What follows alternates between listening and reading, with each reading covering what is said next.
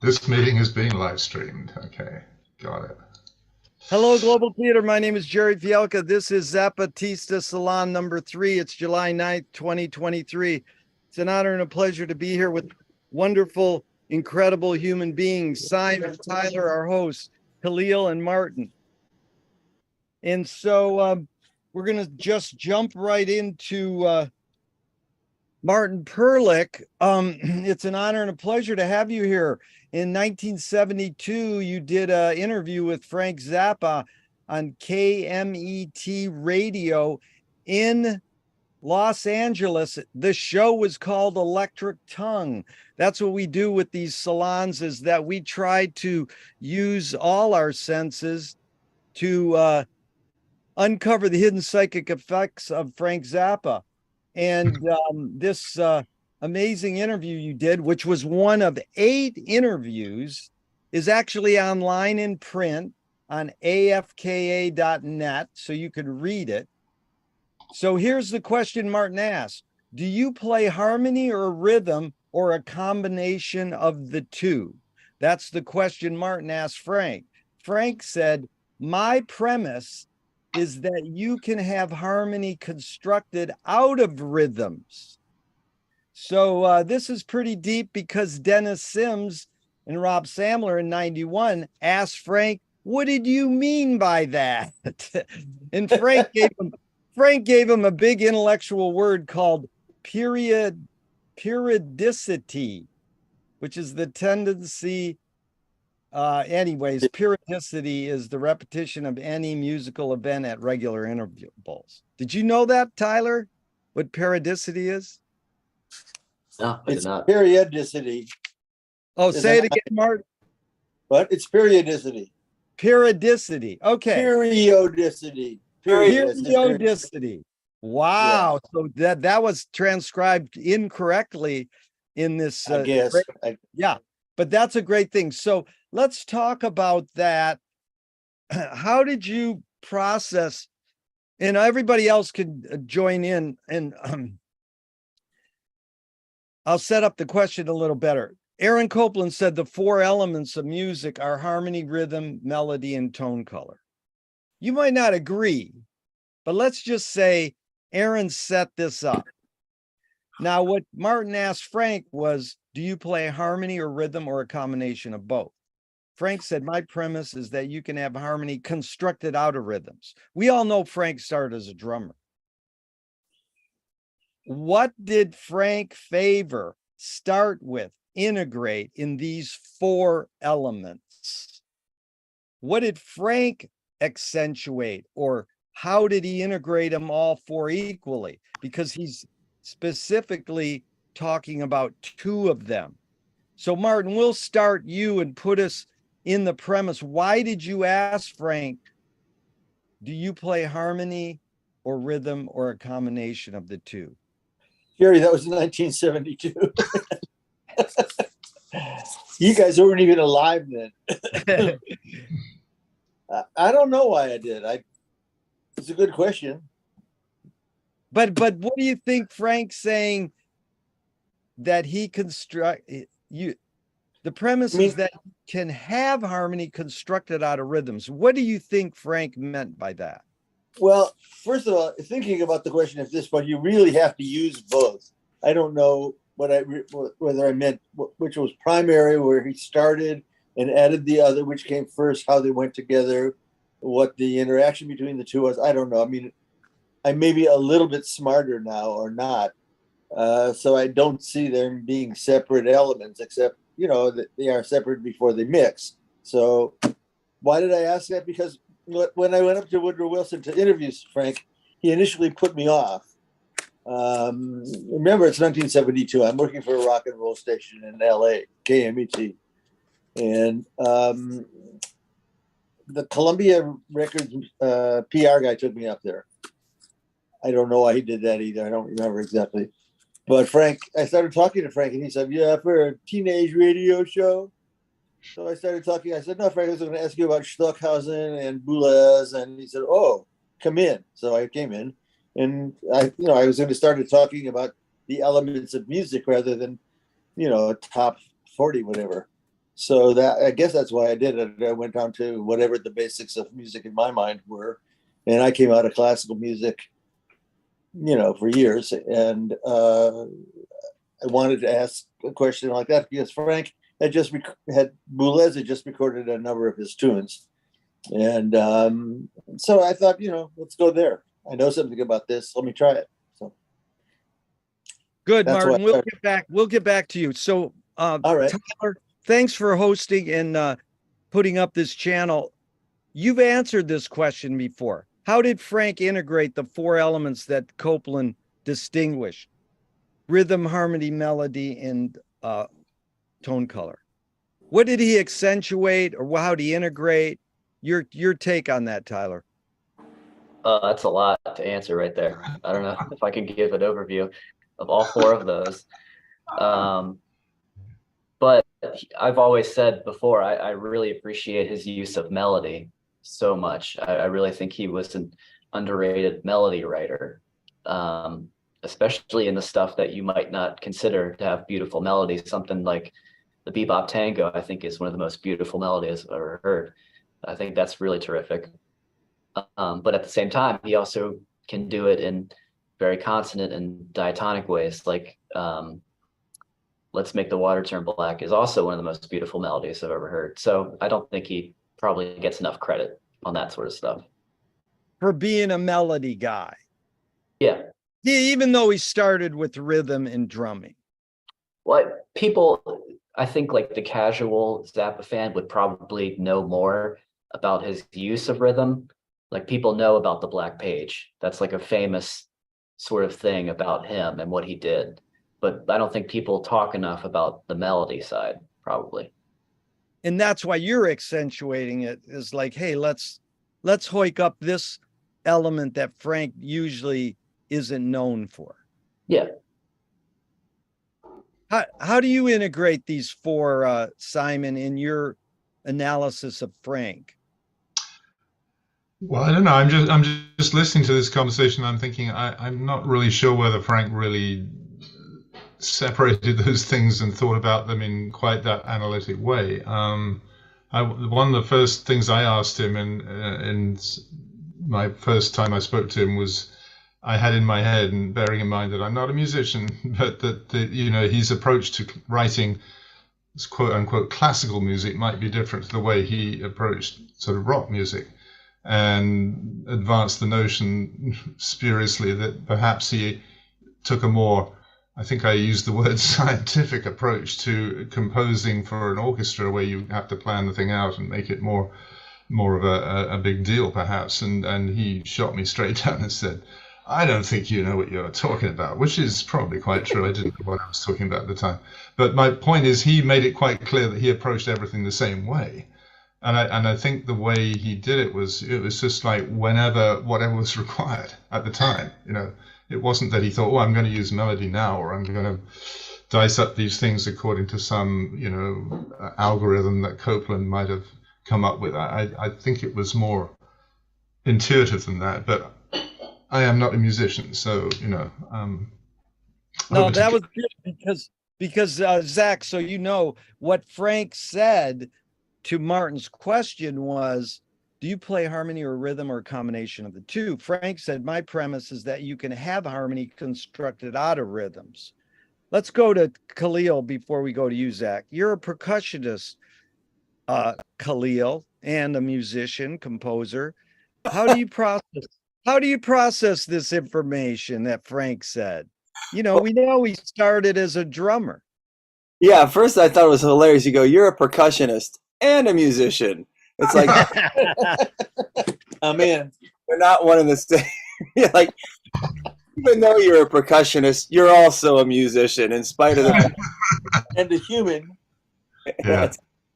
Well, when you said, the first thing I thought of is, Frank did not solo over many chord changes, and the reason he said that, and I was, when I was a kid, I came from the jazz world listening to Frank, and I said, boy, he's just not soloing over like jazz style changes where there's a lot of changes and constant modulations and key changes and 2-5-1s. He wasn't into that. He wanted a maximum exhaustion of the harmonic possibilities, like this right here. Can you guys hear that?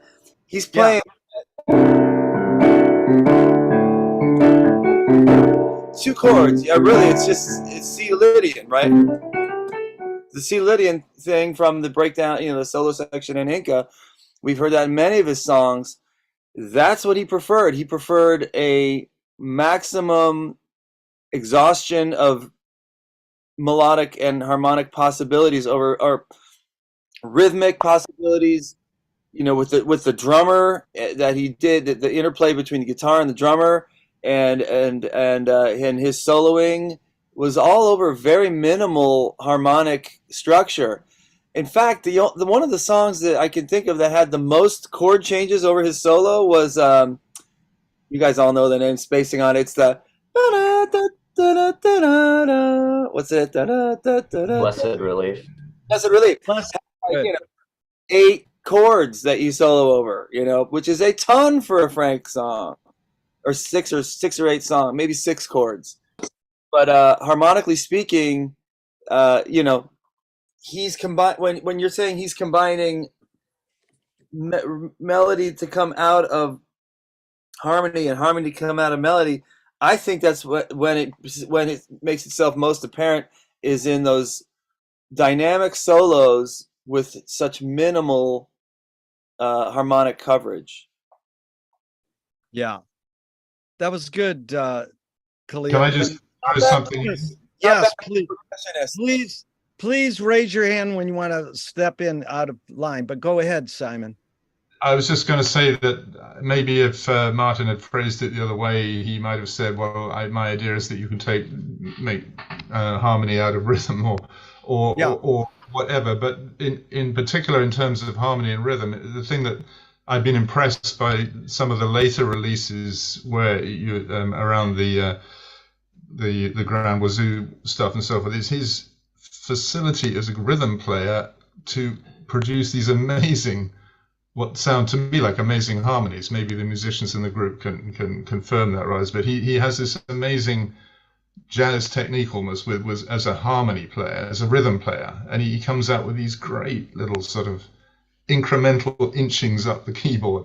And maybe I'm misunderstanding that, but it sounds to me like he had a great command of incremental harmony. Tyler's nodding. We've had this sort of conversation, I think, there. Well, it's interesting because now I introduce Zach. Well, besides being a musician and composer, Zach, you're a comedian. No, just to go in light of what how I misspoke with Khalil. But Zach, what do you take on all this? You want me to repeat the question, or you got a sense of what we're talking about? Sure, you can repeat the question. Go ahead. It's basically when Martin asked in 72, Frank, do you play harmony or rhythm or a combination of the two? Frank said, my premise is that you can have harmony constructed out of rhythms. I mean, in a sense, the Black Page, the percussion version, is kind of a harmonized 3 drum kits on top of each other, right? Because there's, Terry Bozzio on regular drum set, and then there's Ed Mann, or no, sorry, I guess it was Ruth Underwood and on the Zappa New York record doing, her percussion. Is there one more percussionist on that, or is it just 2? Can someone school me? 2.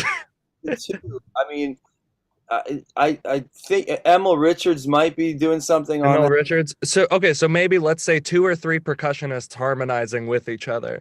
And I feel as if maybe that's the most literal answer to your question. And I guess if we were to take that a step further, what I've always found so interesting about every interview that I've seen or read with Frank Zappa is how a lot of his descriptions of what he does are really based on internal instincts and abstract concepts as opposed to the mathematics and, the theory behind what he does. So we're talking about a guitar solo, and he calls it an air sculpture. I mean, which goes back to his description of, what's the phrase? Anything, anywhere, anytime, for any particular purpose at all. And I feel as if when you look at how he improvised with that sort of a mindset, and how he later on would become so influenced by Indian folk music, where you have the G drone strings, and it's really just about creating a foundation to take your listener or yourself on a journey with any note you want, any semitone, anything. And and then I'm going to quote one more Zappa interview, which is, I think someone asked him, why don't you write a song in 4/4 or, with pop changes or something? And his response was, well, no one talks in 4/4 in C major key. I mean, we talk in a huge combination of time signatures and keys and, vocal inflections and all sorts of things. And when you think about that and see just how weird it is to do, the, don't stop believing changes, or, something like that over consistent rhythm, you realize that in a sense, what we might have, or maybe someone who's not a Zappa fan would misconstrue as, oh, he's trying to be weird, could actually be Frank trying to, harness the most normal thing about human interaction and harmonize it and make a rhythm to it and turn that into a piece of music.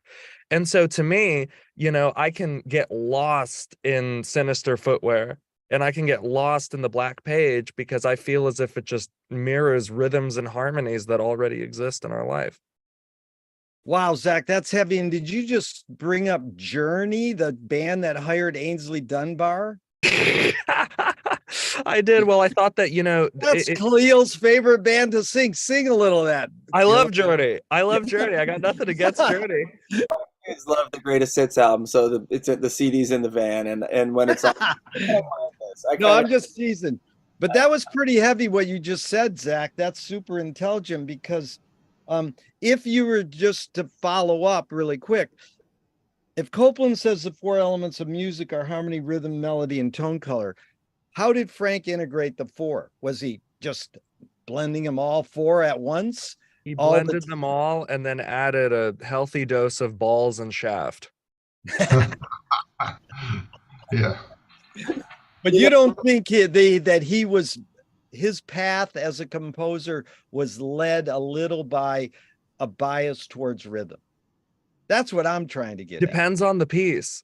I mean, I think that, we all already talked about the fact that Frank was a drummer first, and his favorite pieces by Varese, there's a lot of unique percussion in there. Yeah. And I mean, it was really, no, I mean, and you can see an emphasis on how many great drummers just came out of the Zappa bands. I mean, every single one of them is legendary and completely unique for their own specific reasons.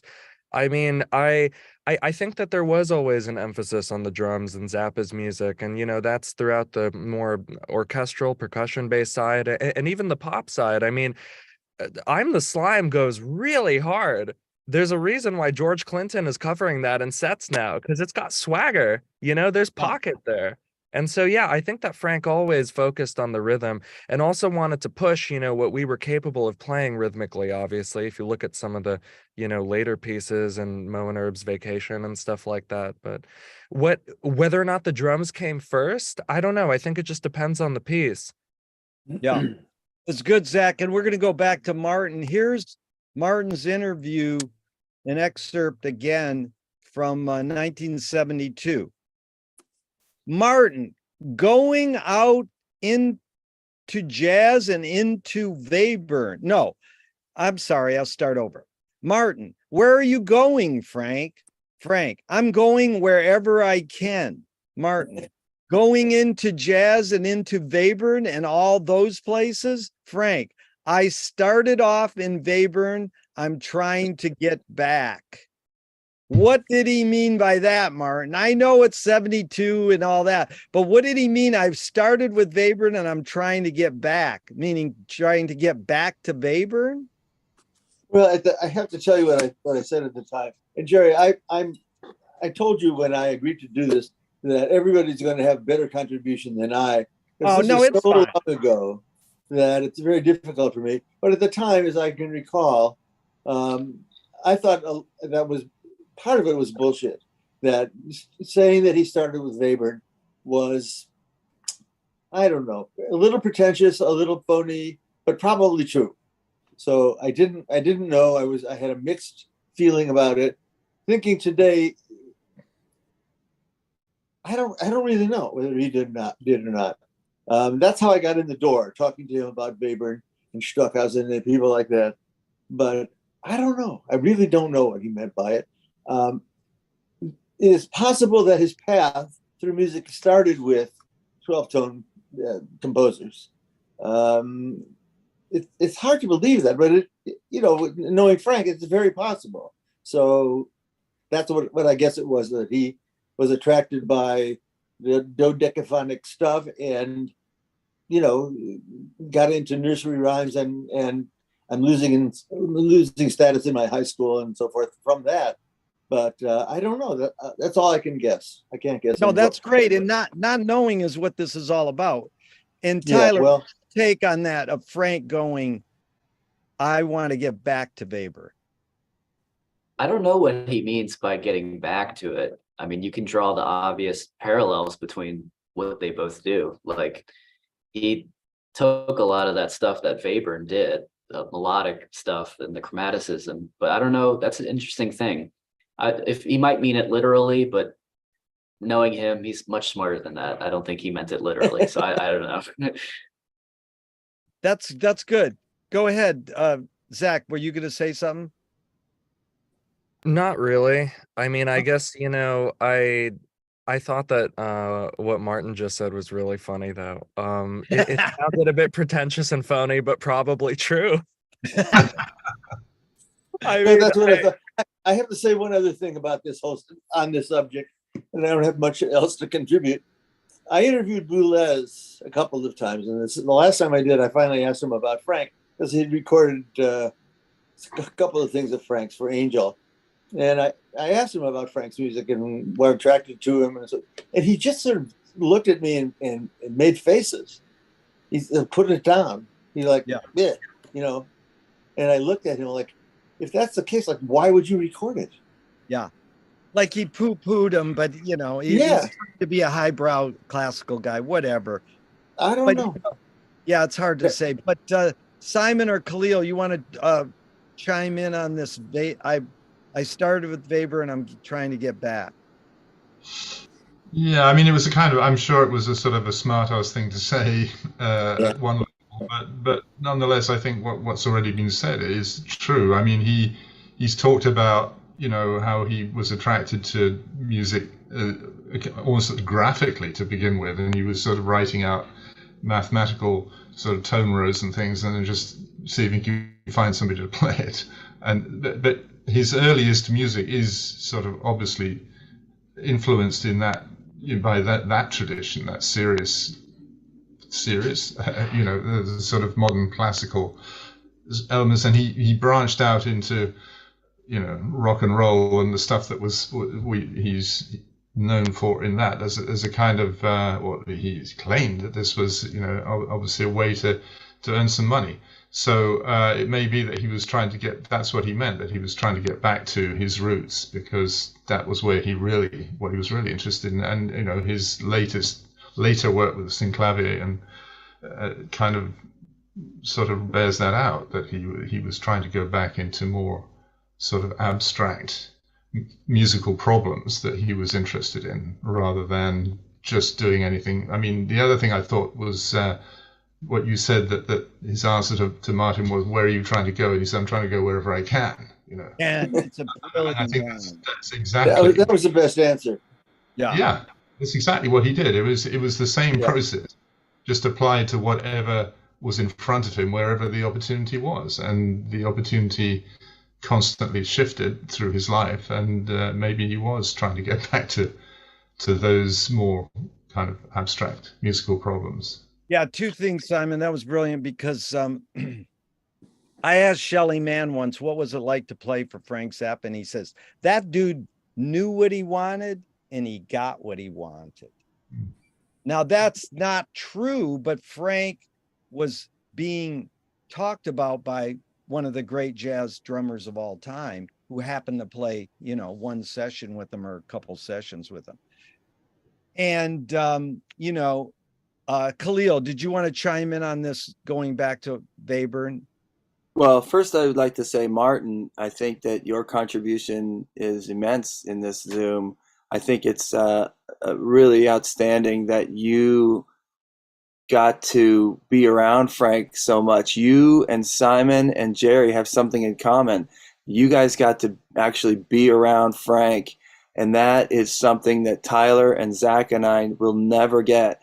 And we live vicariously through you guys, and we think about it. And I can't even imagine Frank being in the same room as Frank. I can't even fathom what it'd be like. It to me, it's like he doesn't even exist. It's just like a dream, you know. It may as well be. But you guys are the reason why it's not a dream. It's because you're the ones that have the personal connections with him, and that's why I think this is so cool. And so we all have a really interesting contribution to these programs. So, but yes, thank you, Martin, for being here, and your ability to interview Frank 8 times. I mean, that's a miracle. But actually, I'm sorry to interrupt you. I have not been able to find 8 interviews. I said 8 at one point. I found 4 or 5, okay. which is still, you know, something of an achievement in any case. Yeah, But I was working, part of the time I was working on assignment for a New York syndicator, and he would send me places. And that's not the way I got to meet Frank, but since he knew I had interviewed Frank, he sent me back there a couple of times. And it was usually event, you know, he's doing a concert, go talk to him. He has a new record, go talk to him, that kind of thing. Initially, I was one of the first people that played Freak Out on the radio. And I knew and loved Frank's music. But here's another idea. All this talk about music, especially technically, I think misses the most important point. That Frank, I always thought, was a satirist, and everything else was an aid of that, but not exclusively. I mean, his music obviously is extremely important and very, very good and all that. But the satire, it's just the most brilliant stuff that was done in that period of time. I mean, if you look at the hippies, you look at the people talking about peace and love and brotherhood and all, it's nice. But Frank was really a genius at that. Frank really hit it on the nose. So yeah. I don't know. I just thought actually, Khalil, that was a great statement, because we want you and need you here, Martin. Don't worry, you're contributing a lot. And satire is a big part of this Zoom. We're going to get into that. It's really important. It's not just going to be technical music stuff, but it is interesting. Your thoughts, Khalil, thanks for that comment on Martin, is your thoughts on, I started with Webern and I'm trying to get back to Webern, especially because Martin's question was, Frank, where are you going? He says, I'm going wherever I can. And that is an amazing statement, you know, Frank saying that. And then, you know, Martin says, having been into jazz and Webern, you know, so that whole idea. So go ahead, Khalil. First thing I thought of when you said that, when you posed this, is I was like, well, Paul McCartney says, get back to where you once belonged. And maybe for that, maybe Frank, you know, that song had been out. And so maybe he goes, well, I'm trying to get back to where I belong, which is that kind of world, aleatoric, atonal, serial. And I think Frank would have, I may have asked this question before to Tyler or Zach or someone. Did Frank ever write a tone row? Yeah, it's in Brown Shoes Don't Make It. Oh, that's right. And you said that. You said that then. We see in the back, that part? That's right off the head. Okay. That's it. Okay, so that is a tone row. Are you kidding me? Yeah. Fucking, what a freaking genius. I just wanted to add one thing. I'm sorry. I don't mean to interrupt. Go ahead. But when he says he does it, Frank was infinitely expansive. And I think that's a human goal, if I may wax philosophical for a second. I think I told Jerry on our podcast, I told you this, that we all have to go everywhere. And Frank was one of the few people I've ever met, Leonard Bernstein maybe, who were going everywhere and wanted to go everywhere and could go everywhere and tried to do it. And a lot of his work combines so many different elements, including elements of music, of different styles of music, that in order to try to separate them into strands is important and is analytically appropriate. But I just think we should see him as the master that he was of so many different kinds of art production, that I think that's, well, let me put it this way, it's all I can contribute. I can't contribute musical analysis at any level like the guys here can. But, you know, I would just wanted to say that my appreciation of Frank was total. That, and it was a wonderful, the reason that I loved him so much was that he was such a good model, that he wanted to do everything. And that's where he's going back to that. And who knows where he would go after that if he hadn't died. Yeah. Spending another direction. Martin, he was a comprehensivist, and we're going to get into satire. Don't go away. You're a major part of this. Go ahead, Simon. I was just going to say, I think there are two kind of strands to that. One is that he was sort of, I always remember the thing that, I forget who he said it to, but somebody asked him what was one of the most important qualifications of being in the band, and he said advanced pattern recognition.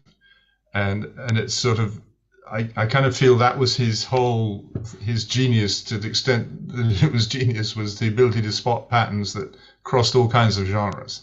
So he wasn't thinking of genres, yes. He was thinking of the commonalities between things.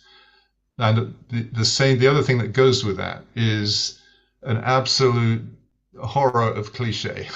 You know, he wouldn't, if there was anything anywhere that looked like it was just sort of kind of being accepted for its own sake, he was out of there, you know, and we know that from the music. Whenever, the moment anything settles into something that sounds like a groove, he's gone. And that, you can see that in his writing, his speaking. I mean, what Zach was saying about, you know, the rhythms of speech, that's so key to him and everything, and the way in which he spoke. I was thinking about this just the other day. I was listening to Dangerous Kitchen and thinking, you know, that is almost literally an expression of, because he actually got Steve Vai to double it on the guitar, right? So he's actually speaking and getting Steve Vai to play the guitar version of his speech patterns. Now, it's not entirely natural speech because it is a kind of a song performance, but nonetheless, the extraction of patterns from speech and applying them musically, and he probably didn't even see that distinction. I think that's a very important part of what he's doing. And finally, just to say on the issue of cliches, from a linguistic point of view, because that's my in, I suppose, is that you never come out of a sentence with him without having something being twisted in your mind. He's always found the wrong word to put with something that you weren't expecting. He's just always everywhere taking you out of it, which is beautiful to me. I mean, that's what draws me. Simon, you got ESP because you're anticipating the next question, but we're going to go with Martin's thing on satire right now. And we want to thank you, Simon, because that is what you just described as reverse vocalese. So, yeah, you know, vocalese is you take, you know, Dexter Gordon's sax solo and you put words to it, you know. Right. I'm probably, you know, I'm twisted. But turning a cliche into an archetype is what McLuhan talked about. And that's when I was sitting at Thomas Nordeg's house and Frank was videotaping me and Thomas and a couple other people. I don't know why. And I wish I could see that tape. Like, how would I get picked to be videotaped? You were an artifact, Jerry. Thomas Nordeg has K-Rock on in the background. And I said to Frank, that will turn you into a normal person, you know, listening to that kind of radio. And Frank went, not me. How simple. Just, it ain't going to turn me into a normal person. That's a pretty big statement for me to remember. Not me. Only 12 years old. He's like, nah. Yeah, nah. My favorite word. We're nah. Yeah. That's good, Khalil. He never grew up. Okay, so here's the satire line. Can satire be destructive? Now, when I asked my friend who wrote Comedy with Robin Williams, he says, that's the job of satire.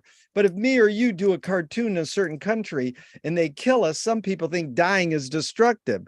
So Jonathan Swift compared satire to a mirror in which people could see every face but their own. Woo! Zappa said, watch the Nazis run your town. Now go home and check yourself. You think we're singing about somebody else. Now, this was brilliant that Martin said, man, maybe he was more important as a satirist than as a composer, but indeed he was saying everything I do is one big note, my interviews, my films, my music. And he says it. Well, first of all, I got to set it up. There's a certain Zappa documentary where someone we know plays Zappa's music, says Frank attacked 6 people on this album. You know, it's like, he didn't attack people. That's the word he used to describe Frank's satire. Now, it's a legitimate misuse of a word, but he didn't attack people. And then here I find Frank saying in an interview, I'm not attacking, as I'm really making some rather accurate statements about situations. So he's making observations. So you could say he's attacking, but can Frank Zappa's satire be destructive? We'll start with you, Tyler. Why did you start with me? Jesus Christ, Jerry. It's easier. Yeah, I don't know. Can I pass? I don't know. This is not Yes, my. you can pass, but All we'll right, get thank back you. to you. Okay, Simon. Well, I always thought of satire as the ire of the satipon, if I can put it like that. Ire meaning anger, right? IRE. So it's sort of, you know, it's a, yeah, I mean, it's a necessary and a healthy way of just addressing the iniquities that we see around us in every form. And so, was it destructive? Well, it was intended to be, to the extent that you're trying to draw attention to things that require, you know, rectification, should we say, things that aren't right. So that by its nature is destructive. But I think I don't want to take issue with Martin here, but I think that yes, his satire was extremely important. But I think the interesting thing about him is that I mean, Frank, in my mind, is up there with Mark Twain and Oscar Wilde in terms of some of his ability to just say things in words that just take your breath away. I mean, but Absolutely. But he's but above and beyond that is his music. I think his music, I mean, that's just a kind of a bonus almost. You know, the music. Well, it's not above and beyond. It's with. Well, it's with, the combination of the two. Well, my point about Frank. Go ahead. I'm sorry. No, it is an integral whole. I completely agree, but I'm not suggesting that it wasn't an important part of it, but it's not. I would say it's the important part. It's part of the whole package, and that's what makes it so tremendous. Because Mark Twain wasn't a musician, Oscar Wilde wasn't a musician, and yet somehow it's done it all. You know. Frank, I completely agree with you, and I love what you said about the ire of the Satipon. Is that original? Is that you? As far as I know, that's me, yeah. That's wonderful. You've made the day for me. That's a really wonderful statement. Yes, Frank was everything. Frank was the infinite expanding human. I mean, all of that goes in the Frank basket. You know, it's not one being better than the other. It's not one on top of the other. It's all together, and it goes together. Mm. I can't imagine it apart. I mean, I think that's what's wrong with the classic music. It's interesting music, but it's not Zappa. It's not Zappa in its essence at all, I don't think. But you're up next then, Martin. You know, the only time I was in Frank Zappa's bedroom, I saw next to his bed a VHS copy of Amos and Andy. Now, a lot of Zappa fans can't take Thingfish because it's like Frank asking Amos and Andy to sing his greatest hits. and you know, someone told me the other day that Amos and Andy changed the whole format of radio because it was the most listened to radio or something. And then they were like, yeah, it's bad. I was like, Amos and Andy are great. And they're like, no, what do you mean they're great? They hated hearing that. Now, it's all about context, but your thoughts on can Frank Zappa's satire be destructive? Mark. Who's the mine? Yeah. No, I don't think satire is destructive at all, except for everybody else you're saying it's destructive of the right things to be destructive of. It's his hatred for cliche. It's his hatred for the Valley Girl attitudes, whatever you want to put it at. He aimed at it and he got it. I mean, I'm not aware of things that he missed, but because I did not follow Zappa's career as many of you guys have. I got into other things as well. I always loved him, but I just simply didn't follow him. I didn't have that lengthy a contact with Frank. I wish I had. I wish I knew that he was going to be taken from us as soon as early as he was. I'd have thought better of it, but I can't tell you that. But I just think that people that don't lose any opportunity to expand, and their expansion reaches out from their heart to our heart. And I think that's what Frank did, no matter how he did it, whether he seemed to be bitter or sarcastic or whatever else. He was living in a society that reflected that, from which he was a reflection. Let's put it that way. I think Frank was just one of a kind, a person we are paying appropriate honor to. And, he encouraged everything about us, I think. Yeah, it's like this word cynical. One person told me Frank was cynical, and it's like, no, it was his brand of satire. But I'm curious, Khalil, and then Zach's opinions of this. I know the question's not worded right. Can Frank Zappa's satire be destructive? Well, he made fun. He made made fun of Jesse Jackson. That's like, what?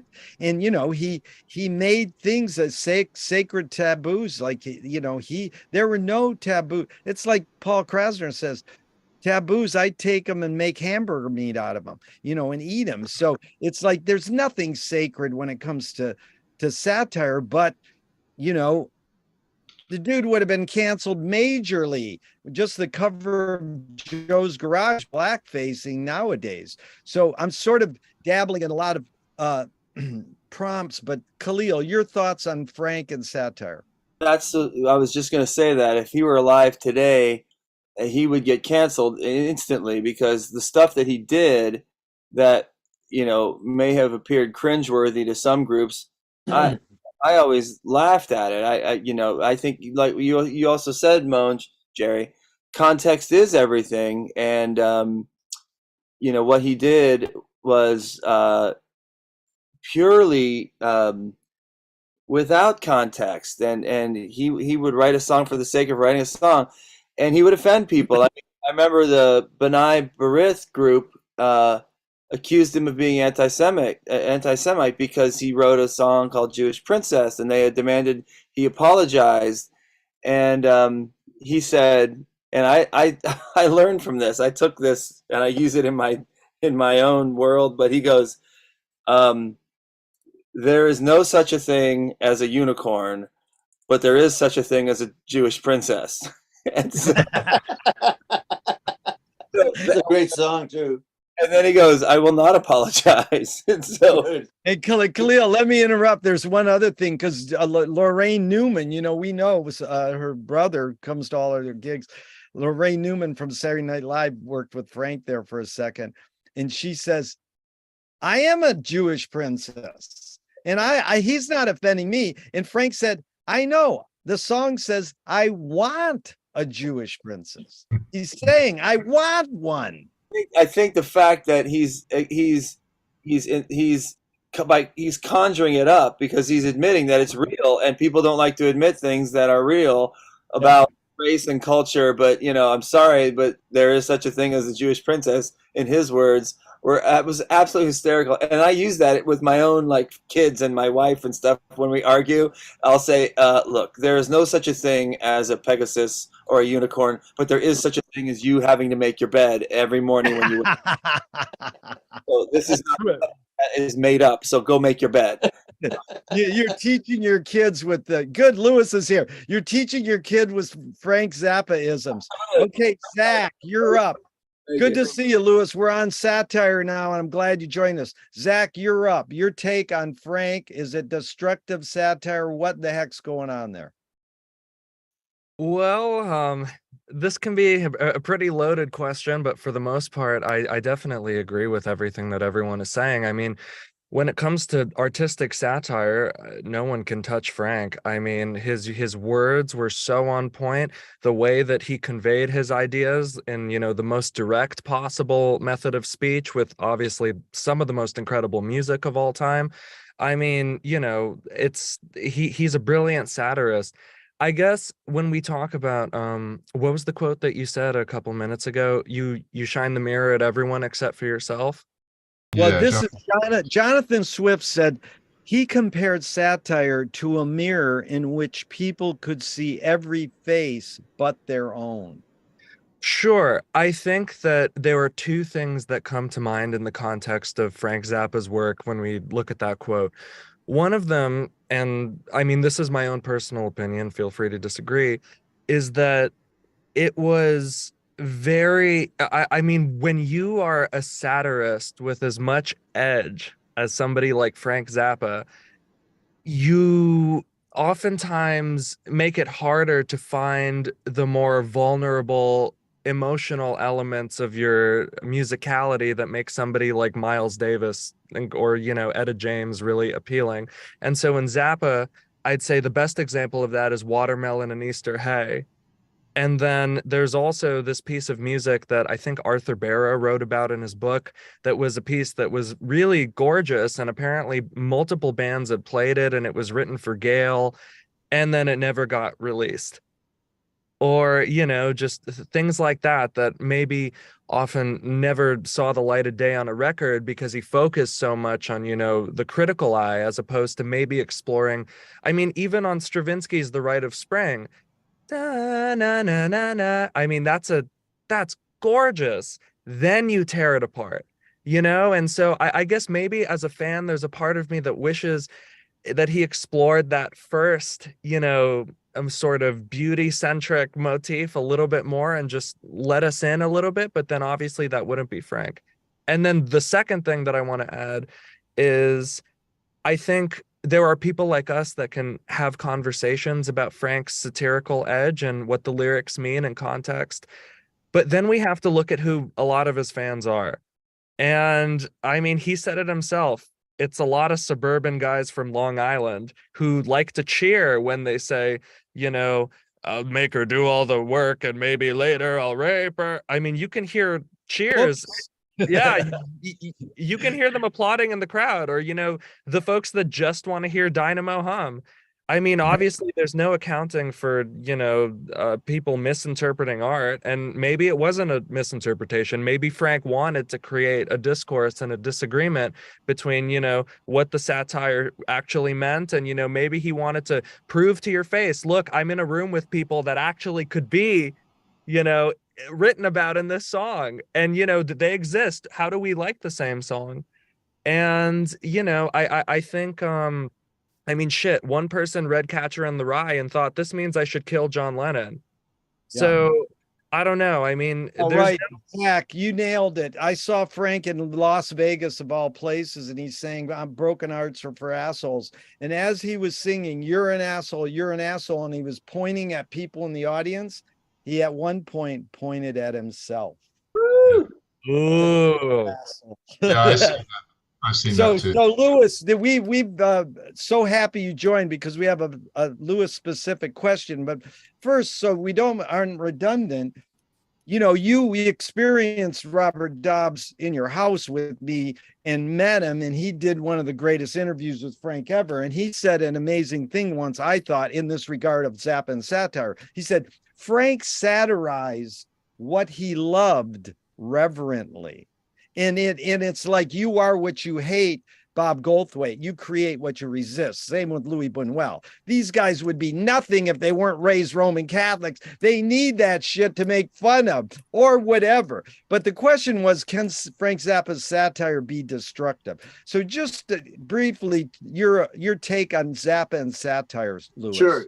Just give me 1 second to an introductory comment.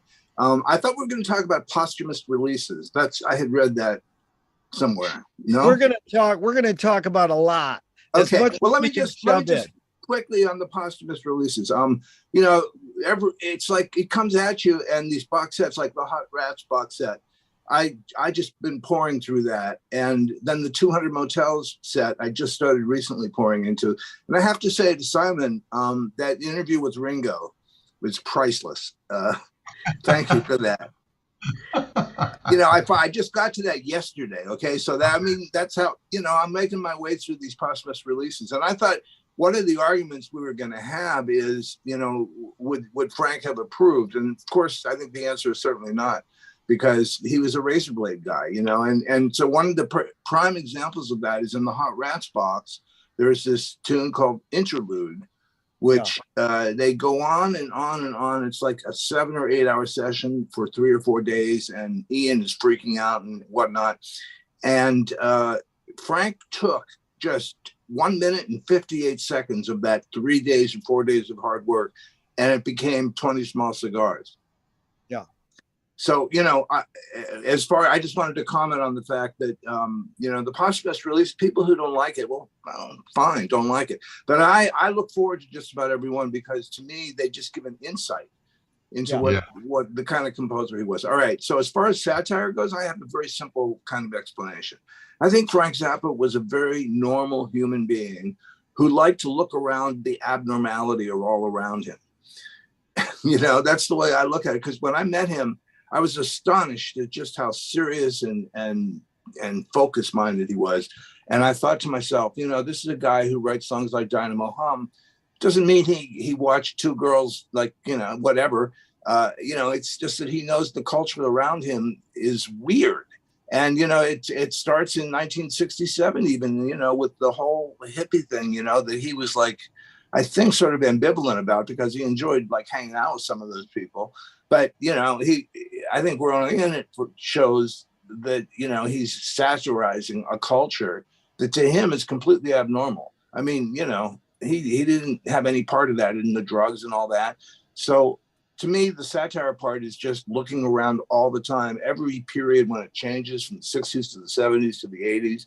In the 80s, there was plenty to satirize. And by 88, it was the televangelist. And that was just such an easy target, but it worked. Louis, just, you made a great point there, because he was reverently satirizing what he loved. He loved the freaks who became the hippies. He was part of that movement. You just read his liner notes and how he defines what freaking out is. But he was observing what you said in simple terms at the beginning of your statement. He was observing things and making comments on them. And sometimes he might have really loved what he was satirizing, and sometimes he didn't. I mean, hold on, Zach, 1 second. The good example is when he did like 6-night run at the Palace in Hollywood. The LA Times came out the day after, and he said he ran his black singers through Jungle Boogie routines. And what did he do? He came out and started playing Jungle Boogie. He made fun of it. It was a great fun. Okay, well, Zach. The other comment, let me just get in real quick, is, how Tom Wilson heard him, I think, at the Whiskey, heard Trouble Every Day and said, oh man, I'm going to sign these guys. This is an R&B band, They're a boogie.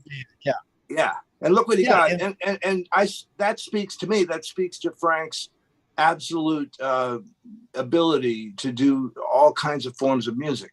And, I personally know that Frank was more interested in writing classical music than anything else. Yeah. And, the famous quote, Dynamo Hum paid for the London Symphony. So, yeah, that's the great flip side editor. Al said, don't sell out, sneak in. That's how Frank snuck in. Okay, Zach, what were you going to mention? I guess I just Go ahead. Just to have it on the record, I wanted to bring up the quote, "I'm just as easily influenced as things that by things that I hate as things that I love."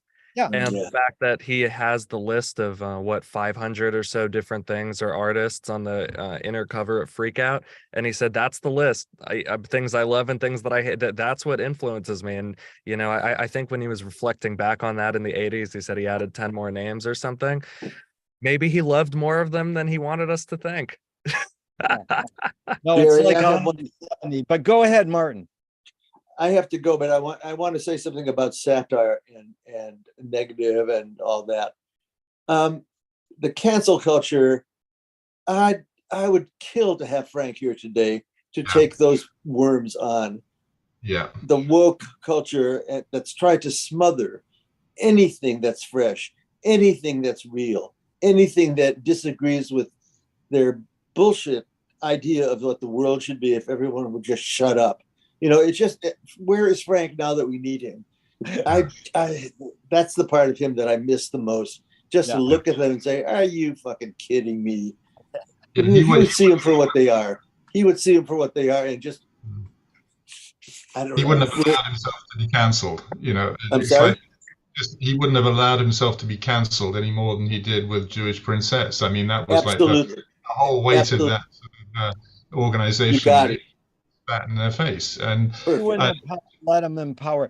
But Martin, before you go, we got to comment on our next subject before you go. You got to go right away, or you got to hold on, Simon. What? I was just going to say, just on the question of satire and how that worked, I had one moment where I saw that in action with him, and this story, Tyler knows the story, but maybe not everybody said it might be appropriate to repeat it. I showed up at the house once. I'd just come in from England, and I had the new immigration form where they changed it from, are you a communist to, have you been imprisoned for an aggregate total of more than 5 years for moral turpitude or something? And I asked him if he knew, and he said no. And I said, well, listen to this. And I read it out to him, and he goes, oh my God, that's album material. He said it straight out like that, because that was, an insanely stupid thing. When was that, Simon? 89, something like that. Okay. No, maybe 92. I can't remember. It was sort of, probably 92, because that went, 90. Wait, he turned it into the song in 92, so it would have been 91, maybe, I think. Okay. Yeah. Sorry, it sort of goes to and fro in my mind, but it was. Yeah. That's it. It's good. It's important. So, Martin, you have to go, or can you stick around for this next question? I'll stick around for the next question, but I do have to go. Okay, so let's set it up. This is Louis Saul got a long story, and he got to sit with Frank for 6 hours and got the job as his personal secretary, and then couldn't take it, but has an immense amount to say about Frank and has studied his music. And he himself is a composer and a writer. And he was lucky enough to study with Nadia Boulanger, or talented enough. So if you don't know, Nadia spawned Philip Glass, Virgil Thompson, Aaron Copland, and Quincy Jones. Quincy Jones, just to name a few. Nadia told Quincy, your music can never be more or less than you are as a human being. Okay? That statement right there is coming from a really smart lady. Too bad she didn't get to meet Frank, because Louis actually played It Must Be a Camel on the piano for her. And what did she say, Louis? Well, I had to really twist her arm. I mean, she was like, let's get to the lesson. We were studying 4-part writing, and she was like criticizing my alto voice or whatever. And I said to her, Mademoiselle, and she said to me, you really like that musique légère, light music, and because she knew that I was into jazz and rock and whatever. And I said to her, I think you would like it too. And she said, I said, well, let me just play just 1 minute. And I had transcribed It Must Be a Camel. And so I was like, I just started on the F9 chord and just started the piece. And I played like the first, the head. And she stopped and looked at me. She was blind. She pulls my beard towards me, and she goes, "That was very interesting." And after I had just played it, just for 1 minute, she started talking about the two chords, because I was playing the two chord, the E flat 2, the D2. She goes, "That was very interesting, the chromatic movement." And she was analyzing it just after hearing it for 1 minute. So then she said, "Back to work." But she did appreciate it, and she said, "That's very unusual. I didn't know that your light music would do things like that." Beautiful story, Louis. Thank you. So what do you think? Before you do it, let's do Martin. Martin, what does that line mean to you? That she told Quincy, your music can never be more or less than you are as a human being. What does that mean to you, Martin? Well, I think it applies to all art. I don't think it's just music. I think that one creates from what one is. That's simple as that. It's very obvious. What can you create from if not yourself? If you don't, I don't believe it's art. What are you making and why? Yeah.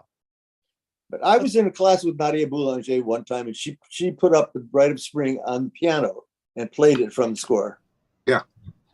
And that was another, let me just quickly tell another story. I really wanted to do this exact same thing, because I saw she had the full orchestral score, and I'd been studying the Rite of Spring at Interlochen and Juilliard, and it was like, I was just 19 years old, but I felt myself that I really knew this piece. So I kept nagging her to put the score up on the piano and let's just go through the first 10 bars. But she kept refusing until my exercises were perfect every week. I had to do these exercises in 4 clefs and play them for her after having just written from a figured bass. Guys know what figured bass is. It's just the bottom notes on a Baroque piece, and they show you how to make the chords. So anyway, she would not, I kept nagging her. And finally, after I studied with her for over a year, and the second year, I walked in one day and she said, "Your exercises have been very good, I said, "Mademoiselle, could we please just look at the rate?" She goes, "Okay." She put it up there, and we did exactly that. We just did the first 10 bars, and she talked about, everything. I mean, she and Stravinsky were very, very close, and he actually died at my second lesson, and it was like really a heavy duty thing. But anyway, yeah, the Rite of Spring, that relates to Frank too. He had a thing for that. And the Rite to me is one of the greatest pieces ever written, because it's made out of almost nothing. If you really analyze the Rite, you find out that Stravinsky is just using very, very simple, like sometimes just 2-note phrases, but they're decorated to the hill with Rimsky-Korsakov orchestration. Sorry, I don't.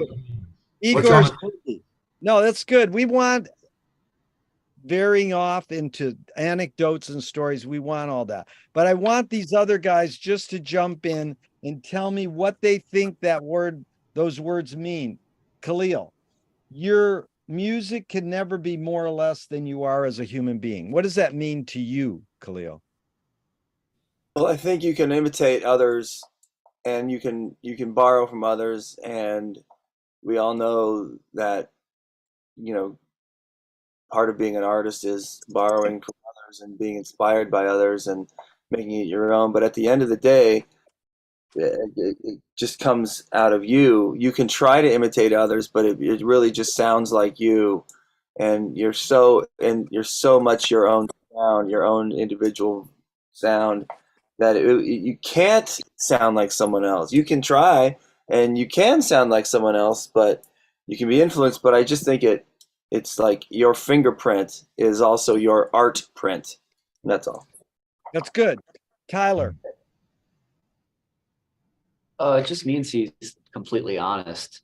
He couldn't write anything that he didn't hear himself. He couldn't pull anything out that he couldn't be, right? He just had to be himself in all of it, 100% of the time. That's it. Beautiful. Zach. Yeah, I pretty much agree with everything that's been said so far. I think that it also just depends on what person or creative person we're talking about. I think in some cases, who somebody is just very much exemplified by what it is that they make and how they do it. And other times, I think the best version of somebody might exist in their work and not so much in who they are as a person. Very good. That's why I wanted some variation on it. And Simon, any comment on that Nadia quote? Well, I pretty much agree with what Martin said, and most of what everybody said, in that, you know, it applies to all forms of art, not just to music. But then maybe music being a special case, you know, in the sense that all art aspires to music, as Walter Pater said. Then so music, I think it's possible for it to be less than what you are. If you know, one is inauthentic or merely trying to copy other stuff, then maybe that's, although that again is some aspect of a representation of yourself, but it can never be more than what you are. And music, what is music? It's the most direct expression of what you feel, and what you feel and what you are. So yes, it can't be more than that, but it can be less. You know, I think the you know, popular music in general is maybe less than what it could be, but at the high, I mean, the aspirational end of composition, then it has to be as close to an expression of you as it can be. I would think. Bravo. I have to go now.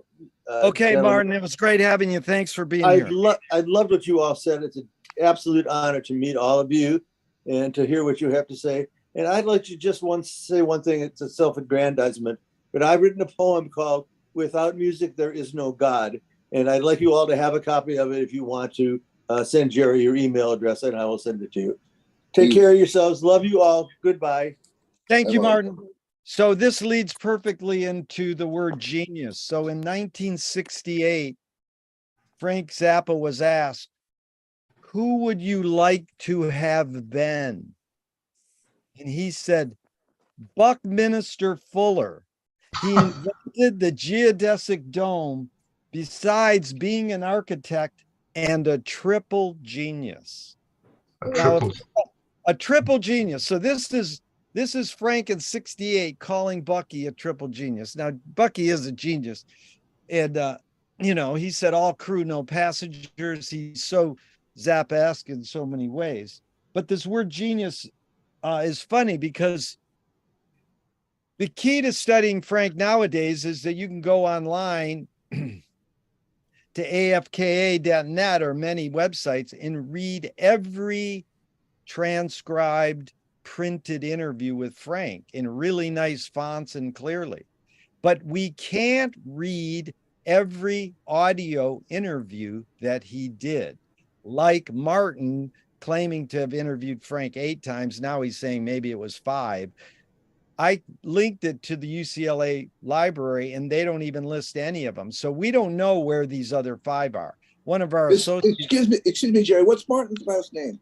Perlich, Perlich. Yes. You can read one of his online. Yeah. No. Now. And so then Rip Rents, one of our associates, he said, I've got interviews with, how many times you interviewed Frank? Oh, many. I says, where are they? He goes, I don't know. They're in a bag in my garage. I goes, dude, fucking digitize them and put them online. But that doesn't matter. There's thousands of interviews, probably, maybe that's exaggeration, a lot of interviews with Frank on radio and TV shows that haven't been transcribed. You can only hear them and they haven't been transcribed. So this is the point.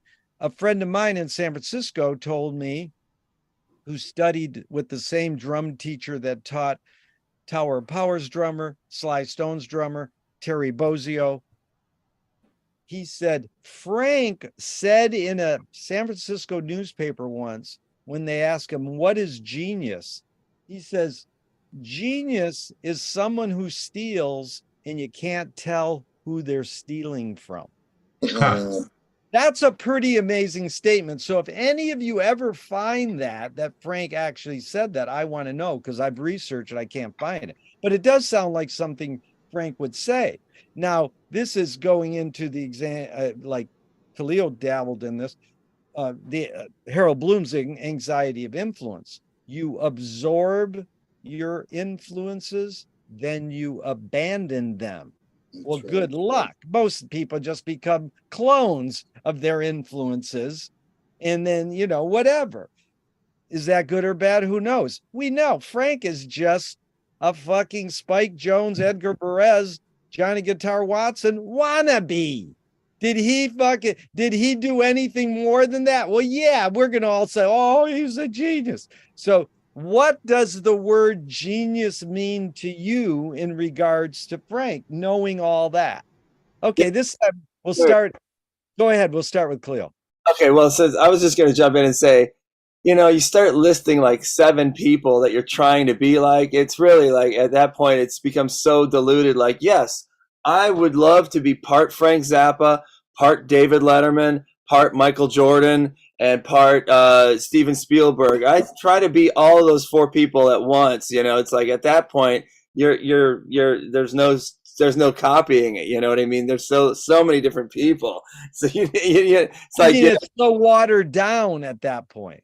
Well, it's not watered down. It's the opposite. If you take those 4 or 5 people and you put them into your soul, into who you are, your what comes out is something really impressive. But like if Frank listed 500 people on Freak Out, maybe he's just trying to be all of them. Well, first of all, you got to realize he didn't say that what he said is, I'm been influenced by these 170 people. Don't hold it against them. So wait, who knows the exact wording on it? But anyways, it's interesting. But what does genius mean to you? Is that your statement, Khalil? Or you want to say? The word genius is when I discovered the music of Frank Zappa, I stopped using the word genius. I never use it. I stopped using it because I figured, and I started hearing everyone saying Prince was a genius, because it's like the word Prince and genius are like synonymous, and I took offense to that, and I started what's wrong with being really good? Why can't you just be really good at something? I mean, Prince is really, really good. Great. And I've had this discussion with other friends, and they're like, no, he's a genius. I go, you're parroting a line that is bequeathed to Prince. He's a genius. And it's like when you start, repeating these ideas that are just told to you, doesn't mean they're true. And nothing against Prince. I love his work and stuff, but I just think that, he couldn't shine, Frank Zappa's shoes, and he should have hired someone to check his drugs. That was stupid. And for years I said that dude's a James Brown wannabe until I heard his solo at the Super Bowl, and I goes, yeah, he's pretty good. Anyways, you're reacting. That was good, Khalil. You're reacting a lot, Zach. What does genius mean to you in regards to Zappa? The word. Well, okay, so first I'm actually happy that Khalil said that, because I feel similarly about the word. I realized a long time ago that it really doesn't, promote any sort of fun discussion about any topics or people. Kind of just put someone on a pedestal. It doesn't prove anything. It doesn't even specify what they are brilliant at, whether it's the arts or mathematics or, something else. And so I actually don't really use that word anymore either. Secondly, I guess I'd like to say it's easier, maybe it's easier to sort of, quantify what it is that makes somebody brilliant if we were talking about the sciences or the mathematics, because most oftenly it's that they just discovered a new way to do something, a new discovery. It's kind of maybe the first time that something happened, a new way to, explain something that's already been proven, a change in scientific thought, etc. But then what's so lovely about the arts is that we get to almost abandon that linear thought process. And so now we almost have the magical realm. I mean, Stanley Kubrick loves to shoot with something dead center, and Wes Anderson likes to do the same thing. But if you were to look at, either of their films, the same shot, the same framing, because, Wes is the first to admit he loves Barry Lyndon, you're going to know the difference right away. Just as if Frank, goes up to hit a note it's going to sound different than how Johnny Guitar Watson does it, even if he's soloing on Cosmic Debris, because of that oomph. You know, it's just that I don't know factor that happens in the arts that makes, you know, the best of the best so much better than, or not better, but so much, so identifiably themselves. You know, Frank will only always sound like Frank and cannot sound like anybody else. Yeah, You know? Zap, perfect. And you're up next, Lewis, because I saw you reacting. But what you But- described was Frank's words: ice pick in the forehead guitar solo. That's what he loved in Johnny Guitar Watson. An ice pick in the forehead. Excuse me. Yeah. Go ahead, Lewis. I wish I had his name in front of me. On the Freak Out album, he credits this Turkish composer whose name escapes me right now, but yeah, he heard his music on an album called Princeton Columbia Electronic Music. It came out in '67. And I wish I could remember his name, but anyway, he wrote this piece, it's an electronic piece, and the first 5 seconds of it, Zappa literally just used on the beginning of nasal retentive calliope music. It's a little electronic. You mean Frank ripped it off, or he played it? No, he was doing the scorch thing, whatever they called it. That, you know, he was putting together a musique concrète kind of situation, and it's identical. I can't remember the guy's name. He's a Turkish composer, and he's known particularly for that piece, which, you know, became a big selling album for Columbia in '67. And the other thing is, Frank, you know, first of all, about interviews, I'm sorry, Jerry, but this is my opinion. I don't think any interview that Frank did has anything that means more than just listening to his actual music, because, you know, words were, he was very good with words, and he was very well read, but I don't think that anything he ever said really was more important than what he put down in the recording studio. And the one Zappa quote that I do love is, I think it's from '67 or '68. He said, "I want to meet a girl who can play Stockhausen's Klavierstück 7." Right. And, you know, I'm really into Stockhausen. I think when you want to use the word genius, I would apply it to Stockhausen and a few others in my life. But I agree with everything he said. Like, it's an overused word. Oh, Taylor Swift is a genius. My oldest daughter spends thousands of dollars going to Taylor Swift concerts. And I'm like, okay, she's a genius. Sure. Right. Fine. But, listen, we can go back there for a second, Lewis. The name of the composer you're talking about is I got Bülent Arel. Got it. No, the Turkish guy. I had it. No, here it is. Bülent Arel. You got it. That's it. Yeah. And here's the title of it, so we'll get this clear. These people have contributed materially in many ways to make our music what it is.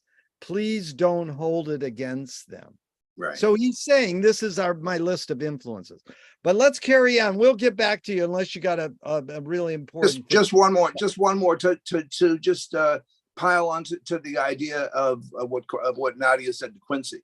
You know, when you start composing, I started composing when I was very, very young. And of course, my influences were what I was trying to copy.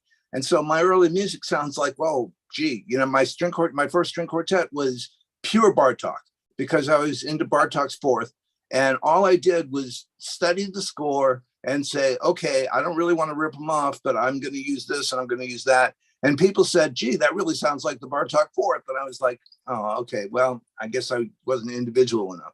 Yeah. But over the year, I hope that my music now is more individualistic, because all the influences that you soak up over the years become a part of you, and you can't help it, not copying necessarily, but incorporating ideas and thoughts.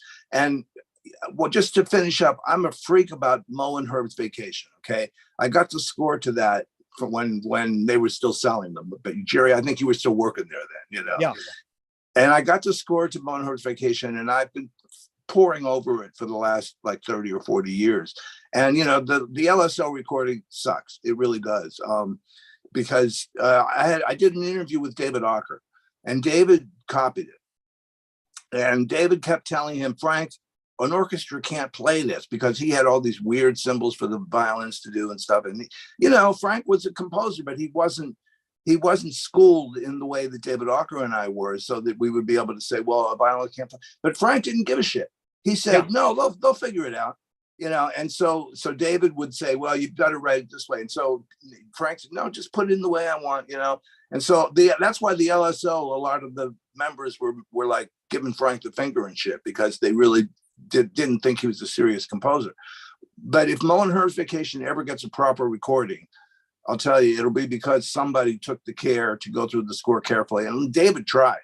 David played the first clarinet on that, and it's basically a clarinet concerto, the first movement. But I'm glad you interviewed David. He's a major player in Zappa world. And it's sort of known that Frank was over demanding. He didn't know the game of contemporary music. He says, these guys won't give me enough rehearsal time. It's like, well, no composer gets enough rehearsal time until the end of his life, when Stockhausen's house band came to him and said, we'll do anything you want. And that's where Frank got his sort of wish come true. So if you don't have dreams, your dreams don't come true. Let's go to Tyler. Any thoughts on the word genius in Zappa? Because Tyler, what age you back in the room, sorry. Good. We're glad you're back, Simon. But Tyler, you experienced Frank at a young age. I mean, where in the word genius, just any thoughts on this? Oh, well, I don't know. I'm certainly the last one qualified to use that word in any sense. But the fun for me, and what's so interesting about Frank, is trying to see how he arrived at certain things, certain decisions he made. And what's so brilliant about his mind to me is he comes to these decisions, especially musically, that you think, I can't believe someone made that decision. I can't believe that you decided to make that reggae in that part. I can't believe you decided to use a 7-note chord in that part. And that's what's so fun about not only listening to him, but exploring everything that he did, which is like, no one thought that way. No one made those kinds of decisions. And it's just so much fun to see why he did the things that he did, because no one else did those things. Only he did. Only he could have. Yeah, it's well put. And so let's carry on. This is Andy Holohan, who's been in our. Go ahead, Simon. I just wanted to say, sorry, I had a dropout there. I don't know what happened, but anyway, on the question of genius, I just wanted to say, first of all, I agree completely with Zach about that. That it kind of shuts down the conversation if you say somebody's a genius. It's like, oh, so they're a different species. We can't really talk about that. Whereas I think it really connects to almost all the things we've been saying about Frank, but particularly the idea that about music can only, what was that thing? You can only be no more, no less than yourself. And and whether it is science or whether it's art, it's a question of evading categories. It's a question of just going outside what is the normally expected thing in order to find new paths that open up, and that can be scientific, can be artistic. It doesn't really matter. And a genius is somebody who is least constricted, or less constricted maybe, than the rest of us, because most of us most of the time are kind of running on certain patterns that we haven't spotted yet, and maybe the genius spots them quicker. And that's good, Simon. It's really important. I'm sorry if I leave anyone out. I'm sorry. Raise your hand and tell me you left me out. Go ahead, Khalil. Really quick, a couple things. Since I went first, I've had the benefit of listening to everyone discuss this topic on genius, and I just had another thought about genius. First of all, I think I don't use the word genius casually. I don't, as we've discussed, but I do think that people have genius moments, and that doesn't make them a genius, but they can have a genius moment, which is a creatively inspiring thing. However, I think one of the great unknown, I've spoken about this before, maybe even in a Zappa Zoom, but I think one of the great genius moments in music history has to do with J.S. Bach. When he was a kid, he walked 250 miles through the German forests with like no highways and stuff, so he could watch Dietrich Buxtehude play the organ hang out there for a month and then walk back. You know, I think that's more impressive than anything he wrote. I mean, think about how you're a kid. He's like 18 or something, and Exactly. he's fighting. Maybe bears are chasing him through the woods and stuff, and he's got to like climb up a tree and then until these wolves like leave him alone, then go back down, and then he's got to pitch a tent somewhere and camp out and find something to eat. I mean, there's no supermarket, you know. It's like it's just incredible, that story, and there's not much on it. There's not much written about it. People just can. It's like they have like, oh yeah, he did this in this month, and then he was there for a month, and Buxtehude wanted him to marry his daughter, apparently. You know, when he was there, he's like, you're a good, swell kid. You should meet my daughter. And he's like, no, I got to get back, you know. So anyway, I think that people have genius moments. Also, semi-related, we're talking about people kind of, you know, not being able to play Frank's music, like the orchestra, some of these orchestras, like Lewis was mentioning. Emil Richards told me to my face that when Frank presented him with music, some pieces of music, Emil and his buddies laughed at, like behind Frank's back. They laughed. They're like, "This isn't real, you know. This is like, you know, this is no one plays this. This isn't. You can't play this. This is stuff." This is Emil Richards, one of the great players, and Exactly. and he told me, he said, "Yeah, we were kind of making fun of him behind his back," and then Frank like saw that he was being made fun of, and Frank said, would it help if I were to play this for you on a guitar? And they're like, oh, okay. And so he gets his guitar and he starts playing with his little style, and then they're like, okay, this is real. This is not a joke. This is real stuff. And that was probably in the, you know, in the 60s, late, you know, sometime in the 60s, when these guys were all young. And this kind of music was, you know, Frank was being born musically. Anyway, I thought. Khalil, brilliant. That was so important, because the word genius etymologically is rooted in moral spirit. And what Frank was referring to by trying to define genius as someone who rips something off and you can't tell who their source was, comes from T.S. Eliot, who said the mature poet steals, the immature poet imitates. So that's just like cloning. But, you know, and to go on, the next subject is Andy Holohan told me an amazing statement, which again, I want the source. I'm trying to find it. Hold on. It's Hollenden. Thank you. Yeah. I learned how to mispronunciate correctly because I got a good education. So Andy, which is a big video we're looking forward to with Tyler and Simon, in fact, Andy told me that Frank said, I must be crazy because I think all my songs are hits.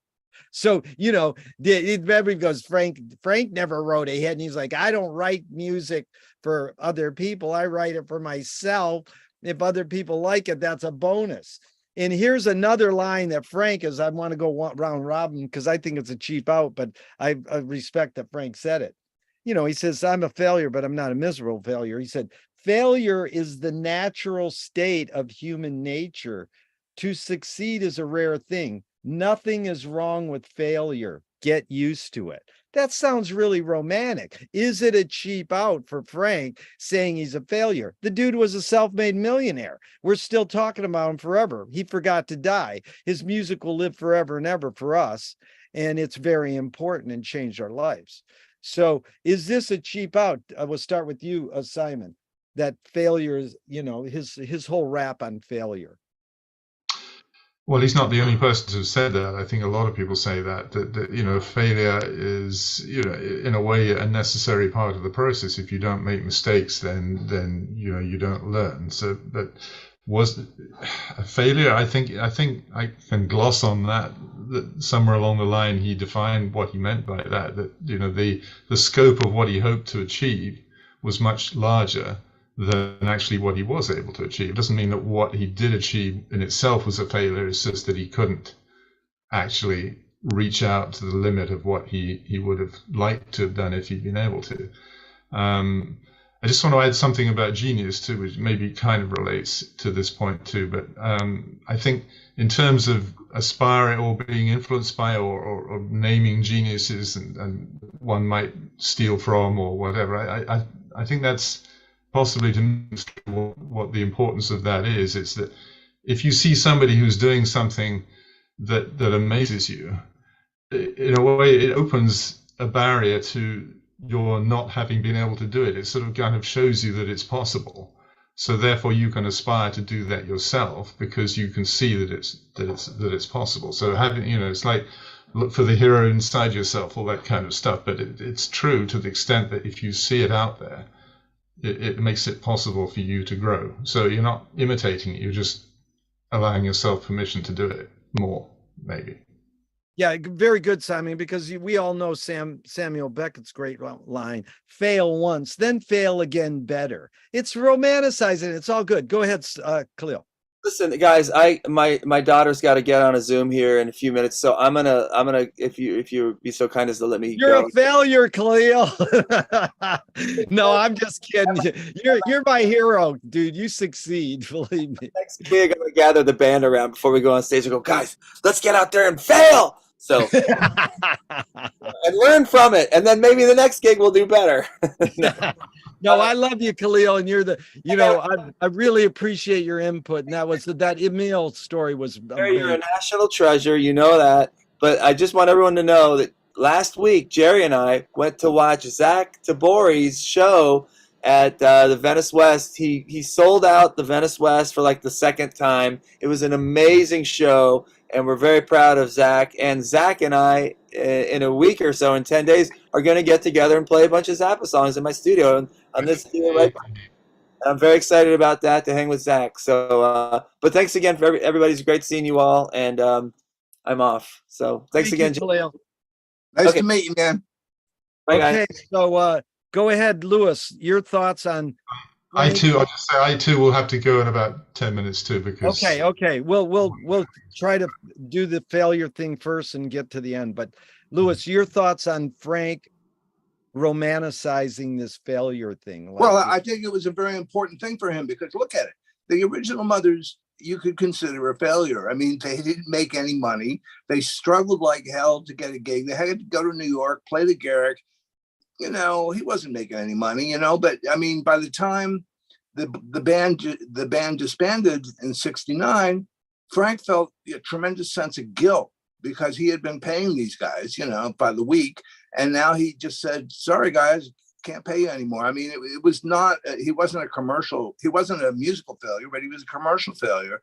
And he just got back up on his feet, did 200 Motels, then the early 70s bands, the comedy band. And I mean, he just kept failing and failing and failing until, each failure would lead to another progression. So I think if you study Frank's catalog, you'll see that from band to band, from era to era, he learned from his failures. And that's the mark of a great entertainer. I'll call him an entertainer in this instance, because by the time I would say the late 70s, the Halloween concerts, and he had such a precision of each night was different, but he had such a precision that made sure that the band was really rehearsed and everything, whereas the early Mothers were just sort of, they were okay, but most of them couldn't read music, and he was frustrated with that. And I think that failing in that way is what makes a person great. If you can continue to fail and yet get back up on your feet and try something new. And I think if you look at Zappa's catalog, you'll see he did that over and over again. So that's my take on the great, Lewis. Tyler, your take on this idea of failure? Yeah, I remember being pretty young and actually that having an impact on me. That it was like very rare for me to take anything from Frank on the personality side of things, but I remember that actually having a very clear and distinct effect on me when I read that. And I was like, felt like I could breathe a little bit once I read that. It was like, oh, okay, I don't have to be, successful in everything that I do, and every step of it. And I felt like that really helped me. So yeah, I've always felt that was very honest and sort of brave of him to say that, especially if you're looking at it up the outside. Like you said, he was a millionaire and did all these very successful things, but for him to assess himself in that way was, a pretty smart and valid thing, I thought. Cool. Go ahead, Zach. Yeah, I pretty much agree with what Tyler and Lewis just said. I mean, there's something extremely impressive where you look at how he creates one group, didn't meet commercial success. He also wants to push himself artistically, but obviously he has to eat. So then he forms another group, and then he's still able to keep pushing himself, making just enough money to carry on. Then he finally moves out of the log cabin. He can buy a house for his family. Then he pushes a little bit harder. Oh my God, the BBC now has Peaches on Regalia as, the theme for BBC Three. Great, I got more, but all right, now I can do another band. Now I can keep going. Oh no, the Turtles are getting sued by 10 managers at once. I have to break up this band. Now I'm going to keep going. And then you read the Frank Zappa book and you look at his childhood and the health issues, the lead pellets in the nose, the mustard gas, he definitely went through a lot. And his perseverance and, how he never ceased to just keep going. I mean, it's really impressive. And like Tyler, it definitely, made me feel more inspired to push myself creatively in ways that, only Frank Zappa could. I do think that, looking at it from the big picture now, and again, I wasn't there at the time, I think failure might be a harsh word. I think a lot of what he did is brilliant. And even if we believe Frank's side of the story, where all of his hits happen completely by accident, I still think, 8 comedy hits are better than none. He also figured out how to be a mail order niche business that could, pocket all of the money from every record sale and pretty much making Jerry Fialka do all the phone work 24/7 to, sell all these records directly to the fans. And then, buying a recording truck, huge expense.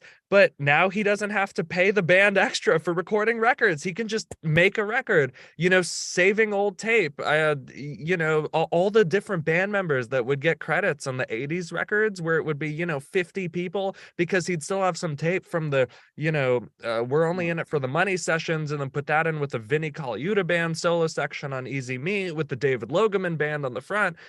And, he did that tape splicing, from what I understand. That's just him doing it. And I don't know. I think that to me is incredibly innovative and by no means being a failure at all. Yeah. Yeah, it is over. Because I always say, I just write this. Wait, one more thing. Oh, go ahead.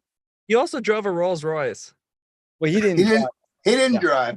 He didn't drive. Sorry. Thomas Nordag drove him around in a Rolls Royce. Yeah, he owned it. Yeah. He owned it. But good, Simon's back, because I did want to close out and thank you all. This has been incredibly enlightening for me. Here I am. Yeah. So Simon, I wanted to close out with this one, so you can go first. I do not think the work I've done in the last 23 years has changed anything or anybody. So that's Frank after the first 23 years of his life. He doesn't think it changed anything or anybody. Now, each one of us have been affected by Frank, and I've asked this question many times in the past salons. Simon, how has Frank shaped your behavior? How has he changed anything or anybody? How would you articulate that?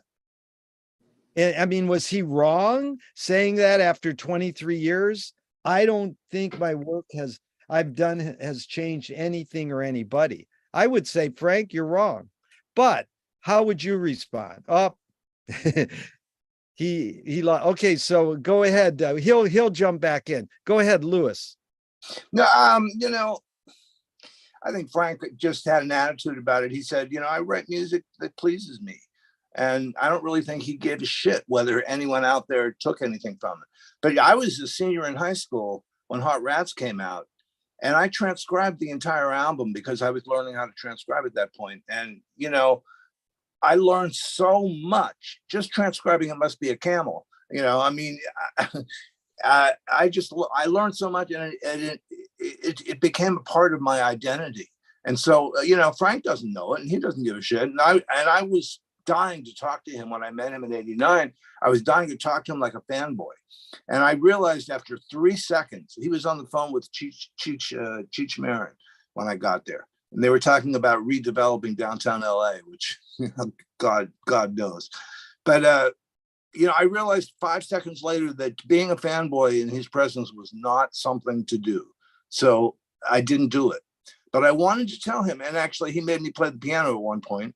And I was like, I said, I was starting to solo, and I got my fingers caught, as Yeoman said.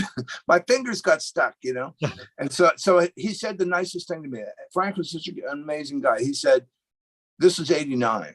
And he had stopped playing the guitar after the '88 tour. And he said, look at my calluses. They're all melting, And he says, don't worry if you can't play it, something, like he was not really impressed with what I was doing, but he wanted to know that I knew music, and, because I was auditioning for Bob Rice's job. Right. Anyway, I think that Frank really wrote music for himself. I just want to add one more thing. He always used to say, my favorite album is Lumpy Gravy.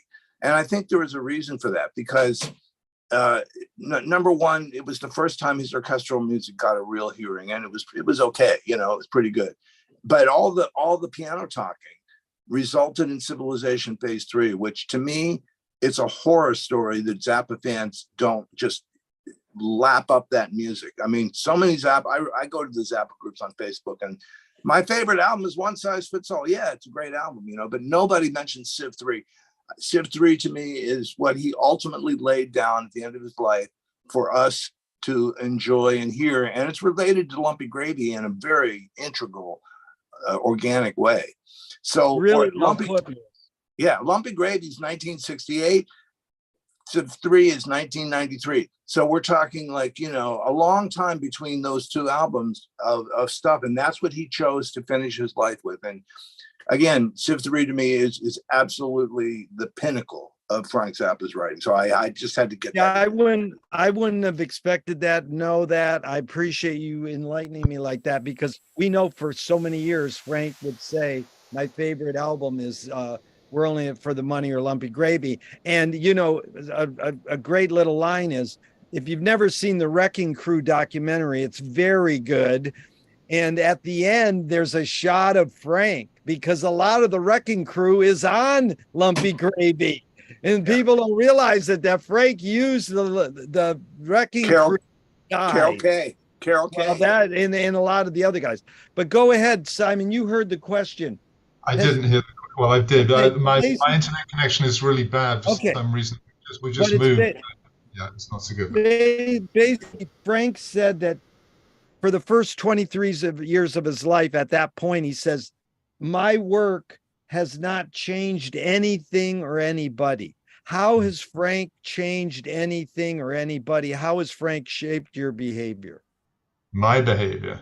Yeah, and how has he changed things, people, and you in specifically, Okay. I remember him saying once somewhere that, nobody can ever change anybody's mind. It's like if you agree with somebody, it's because you already thought that and you just recognize what they said. There's some truth to that. He also said, I think it might have been with Martin Perlich. He said something about, if 500 people could really get what I'm saying, it would change the world. There is a quote, something along those lines, which I actually took up with him, and he claimed that he'd never said it and that he didn't mean it. And I think, for me personally, going back to what I said about geniuses, he just opened up a whole world of possibility in my mind. It was like,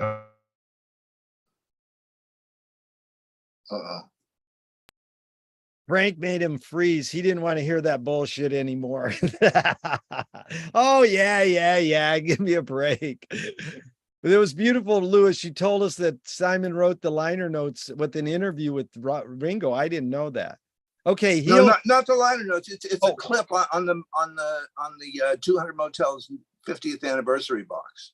Oh, you mean an audio clip? Yeah, it's an audio interview with Ringo where he asked Ringo, "What do you think of 200 Motels?" And Ringo goes, "Well, Frank came over to my house and he brought the whole score with him." I said, "Frank, I don't read music." And Frank said to Ringo, "Oh, don't worry about it. I just want you to play me." And apparently, it's a wonderful little clip. It's like just a minute, but I knew the name Simon Prentice before that, but I'm telling you. Now, can we talk about posthumous releases real quick? But let's let these two gentlemen say their lines on that last question, and then we can go into that. Okay, Tyler, your take. Did Frank change anything or anybody? Well, I can only speak for me, and of course we can all write a book about it. But for me, what I try to think about is I don't want to take away the specifics. I want to take away the big picture. It's the attitude. It's how he approaches things. It's how he uses creativity, how he deals with his problems and the solutions he comes up with. That's what I want to take away from it. Instead of trying to be a clone, I want to think more about the big picture sort of stuff that he did. You're not a Cody Clote clone? That's an inside joke. Okay, Simon, you want to answer it, and then we'll have Zach, and then we'll go into post. Go ahead. Okay, I'll probably just say goodbye at this point. I'll just say a few things, but if I cut out again, I'm gone because. Oh, no worries, Simon. We've been honored to have you here. Love it.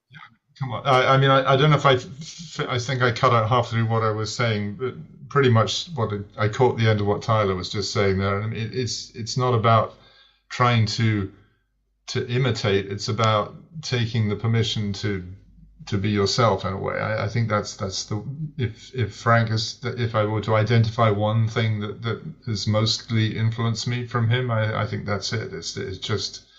It's like the sense of freedom that he expresses in everything that he does, and you think, yes, I want that, and that's different for everybody. It's like something you said, Jerry, earlier. I remember about, I think in the context of jazz, that it's like you imitate somebody, and then you have to learn not to imitate them. And absorb and abandon, yeah. Okay, so there's an Aikido thing that I always struck me when I was doing that, which was like, it's 3 years to learn the techniques, to really work at it, 3 years to learn the techniques, 10 years to unlearn them. In other words, if you're just jumping through the hoops and doing all the things you were taught, you'll never be any good. You've got to learn to be completely free. So Simon, I think it's 10 and 10.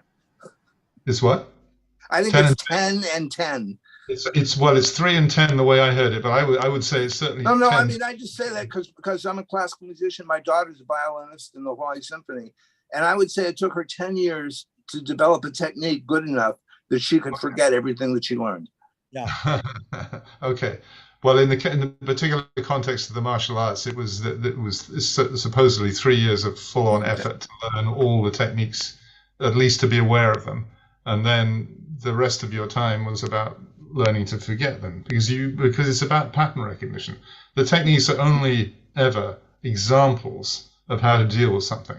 So you need to spot what's common between all those examples, so then you can apply it to any situation that comes at you, not through the textbook or through the patterns that you've learnt, but through what you've edited out of it. That's my take on genius too. It's like, that's Simon. It's full circle for us too, because that's what Martin started with. I don't remember anything. It's like, good, you forgot all that shit. Just tell us what you think now. And he did a little.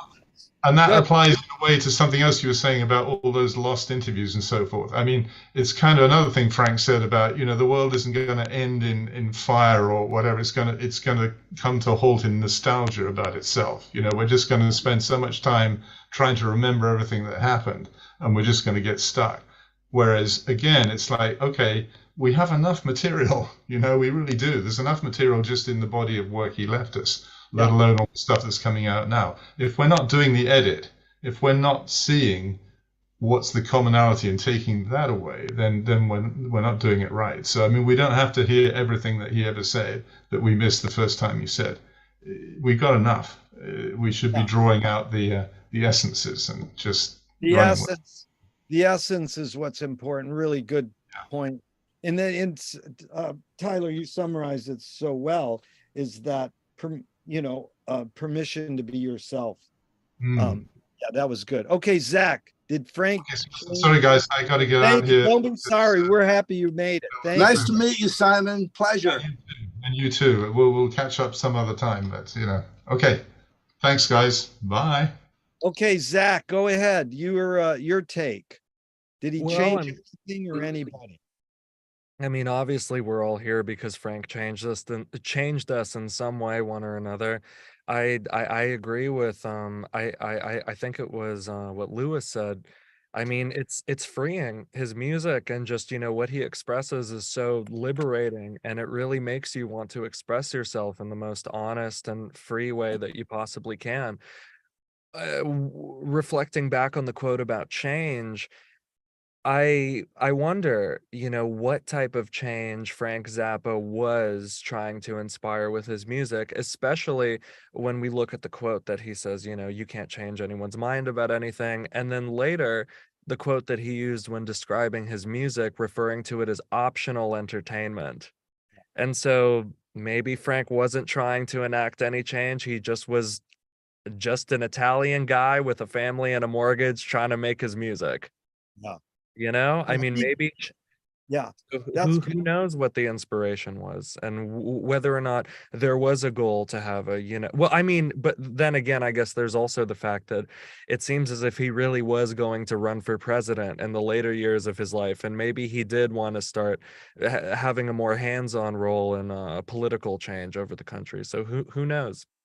Yeah. It's when you speak to the press for 30 years, you're going to say all kinds of things. I mean, how Frank affected me was he taught me to embrace contradiction. So I might say one thing one day and change it to another thing the next day.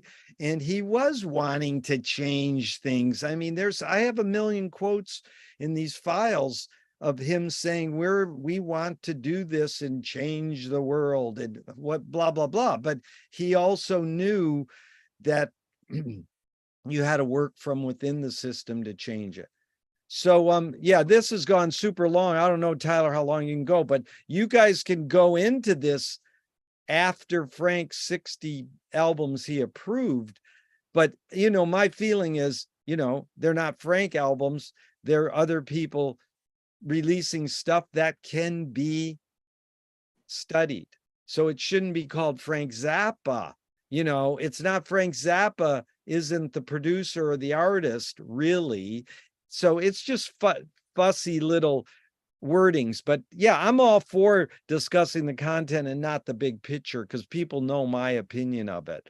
Because I can quote the one thing on the Grand Wazoo Small Orchestra. He says, there's no recordings I would ever release. And then they released it. So go ahead, Lewis. Okay, I've been dying to talk about this because I thought that was the main topic, and I actually did some studying up on this. As regarding posthumous releases, obviously the Zappa family. Oh, by the way, no, I wanted to ask you, do you know Joe Travers? Sure. Oh, I wish we could get Joe involved in this conversation, because it's thanks to Joe that we have all this stuff, And so, sorry. Well, he's definitely got the job and has done it well. Yeah, no, and that's I was going to say. There's only one posthumous release that bothers the hell out of me, and it's called Joe's Damage. And we were just talking about that. It's the band rehearsing for the Grand Wazoo and Waka Jawaka. And Zappa, the whole album is Zappa going through the parts with these guys. And it was recorded on a cassette, I think. It's just really hard to listen to. But there's one thing on it which makes me appreciate it. I think it's the worst posthumous release of all of them. And there's more now than there were the original 60. And there's one comment Zappa makes. He was in a wheelchair with his leg up, and he says, the reason I'm rehearsing it like this is instead of giving you charts, which he easily could have done, but he probably would have needed a copyist and all this, and who knows. But he didn't want the band to be reading from charts. He wanted them to soak up the material as he taught it to them on his guitar. He would say this and that. And, professional studio musicians are capable of soaking that up. And obviously, if you listen to the Grand Wazoo, it's perfect. I mean, these guys are playing their parts, although there was never any charts. Now, I'm a little cynical. I think that Zappa was probably in a little pain, don't you think? And maybe he didn't really feel like writing charts out, although he easily could have. And so he said, says on the cassette, yeah, I just want you guys to learn it this way. And, you know, studio musicians can do that. But as far as posthumous releases goes, all I can say is I am grateful. I am grateful. For instance, the Hot Rat Box story about taking this long 3 or 4 day rehearsal and turning it into 20 Small Cigars, which, you know, which was what Zappa was. He was a razor blade expert. So he just took this part that he wanted from the entire session. And, you know, the Hot Rats Box to me is really a revelatory release, because there's all kinds of stuff on there, you know, like outtakes and stuff. And just, you know, I think most of the posthumous releases are for Zappa, heavy duty Zappa freaks. And apparently there's enough money that people, like, I have every single one of them. Okay. I mean, I don't skip any. How many are there, Lewis? Like 120 or 125 now. 125. Okay. Let these other guys jump in. Lewis, sure. Tyler, how many do you have out of 125? And Zach, how many do you have out of 125? I'm the bad guy here. I stopped buying them once I figured about streaming services, so I apologize for that. But I have a bunch. But have you consumed? Have you heard all 125? Yeah, I've listened to all of them. Yeah. And see, I'm still Zach, a CD guy. I have to have everything on CD. That's fine. And Zach, how many have you listened to out of 125? I try to listen to all of them when they come out. I mean, I don't know if, well, actually, my favorite live Zappa band performance is Halloween 1981. Yes. And that was, yes, I was waiting for a high quality version of that show for years. And when it finally came out, you know, I got the vinyl, I got the CD, I downloaded it. I got I think that when you got the CD, it came with a little mask of Frank too, or something like that. No, I mean, that's the one where I went crazy.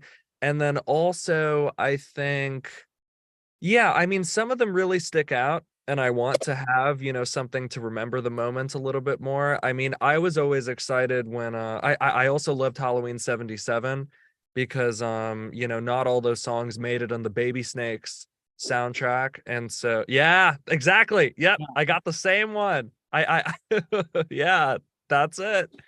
And so, you know, there are certain concerts that I really, really wanted to have live, but you know, a lot of the material, I mean, I guess it's what happens when you're dealing with such a legendary, prolific figure, where you kind of go to the archaeology side of things after they pass away, where it's, you know, now it's, we get to learn so much more about them. And I try to see the positive from that.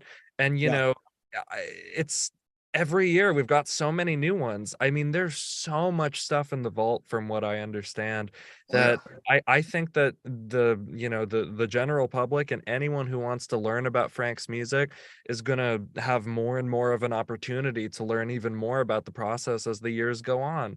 And after, you know, Joe Travers retires and that's you have ESP. I was just going to say, Joe's already said, I cannot listen to everything in the exactly, because there's just so much. And you know, no one just came out. Yeah, there it is. But yeah, I mean, I don't know. I'm trying to stay positive about it. I think that, you know, it's no matter what person we're talking about, if it's an artist or a musician, filmmaker, when we start going into, you know, what their wishes were, what the original intent, I mean, people are going to be fighting about that for hundreds of years. No one's ever going to know. Yeah, because the great artists, writers say, burn all my stuff. And then their friend saves one thing and all that. It's the whole issue I'm tackling in a new film about archiving. And why do we archive? Because Frank knew what he was doing was saving all this history, preserving his history so he could incorporate it in making his art. It wasn't so much so that he would live on afterwards, but by knowing that, he knew that he was archiving it properly, you know. So- I have one more story, but you want to get to Go Tyler? ahead. No, go, go ahead. One quick story. So I was at the Roxy on December 10th, 1973. And my brother and I were sitting there like with our jaws on the table. Okay. Yeah. That band was so unbelievable. So my story is like this. Before the encore, Dickie's Such an Asshole. Everyone, the band was getting ready for the encore, you know, and everyone's shouting out, play Louie Louie, blah, blah, blah, you know. So my brother and I were like laughing, and I stood up, and at the top of my lungs, I yelled, play Dwarf Nebula Procession and Dwarf Nebula. So here's what happened. Dickie's Such an Asshole gets released on You Can't Do That on Stage Volume 3. And there's a little audience, you hear the audience a little bit, but you don't hear me screaming that. Now, when the Roxy performances came out, okay, the complete thing, you can hear me screaming that. And Zappa responded to me. He said, wow, usually people just request Louie Louie's, but someone just shouted out Dwarf Nebula. And then somebody else said something, and Zappa says, oh, it's an electronic piece of music, you know. But Dwarf Nebula Processional is actually not electronic. That was instrumental. But I was being a fanboy. Right. And so when the Roxy performances came out, you know how delighted I was to hear my voice. I have to use headphones, but you can hear me. And, you know, that was the ultimate fanboy experience for me, because Zappa responded to me and said, wow, someone yelled out Dwarf Nebula. So again, that's why I love amazing that the Roxy thing is amazing, that Frank hired these 4 professional cameramen and tackled too much. He was trying to direct a film of his own concert at the same time as playing it. And so, you know, the sync was off, and it took 40 years. But when the film came out, the Roxy film is pretty amazing. But you can tell one of the cameramen is stoned, and it really makes for this awkward kind of edit, but you can't really tell unless you're aware of it.